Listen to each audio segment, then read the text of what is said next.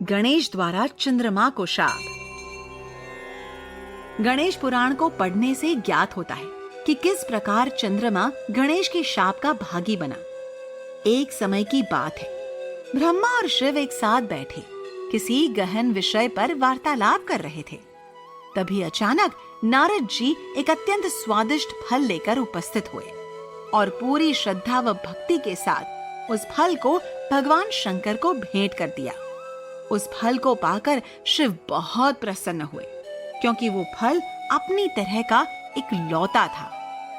तभी वहां पर गणेश और कार्तिकेय खेलते हुए आए और उस फल को लेने का हठ करने लगे। शिव के लिए बड़ी समस्या थी कि इस इकलौते फल को गणेश और कार्तिकेय में से कौन से पुत्र को दे। चूंकि उन्हें दोनों ही पुत्र प्रिय थे, इसलिए उन्होंने इस समस्या का समाधान ब्रह्मा जी को सौंप दिया और बोले, ब्रह्मा जी, मैं अपने दोनों पुत्रों में से किसी के साथ भी अन्याय नहीं करना चाहता। अब आप ही विचार करके बताएं कि इस इकलौते फल को मैं अपने कौन से पुत्र को दूं। शिव की बात सुनकर ब्रह्मा जी बोले, मेरे विचार से कार्तिकेय दोनों भाइयों में छोटा है, इसलिए ये फल कार्तिकेय को मिलना चाहिए। इस प्रकार ब्रह्मा जी के कहने के अनुसार शिव ने वो फल कार्तिकेय को दे दिया। ये देखकर गणेश बहुत क्रोधित हुए और सृष्टि रचना के कार्य में तरह तरह से रुकावटें डालने के लिए भयंकर रूप बनाकर एक दिन ब्रह्मा जी के पास पहुंच गए। गणेश को इस प्रकार भयंकर रूप में देखकर ब्रह्मा जी बुरी तरह डर गए। वहां पर चंद्रदेव भी उपस्थित थे। गणेश के भयंकर रूप से ब्रह्मा जी को भयभीत होते देखकर चंद्रदेव अपने को रोक न सके और हंसने लगे। चंद्रमा के गणों ने भी गणेश का उपहास किया। गणेश तो पहले से ही क्रोध के कारण आपे से बाहर थे, लेकिन चंद्रदेव की हंसी ने उनके क्रोध को बढ़ाने में आग में घी का काम किया। अब गणेश अपने को रोक नहीं पाए और चंद्रदेव को शाप देते हुए बोले, चंद्रमा, संसार का कोई भी प्राणी अब तुम्हारे दर्शनों से लाभ नहीं उठा पाएगा, बल्कि जो प्राणी तुम्हारे दर्शन करेगा उसे किसी पाप कर्म के बदले मिलने वाले दंड से दंडित किया जाएगा।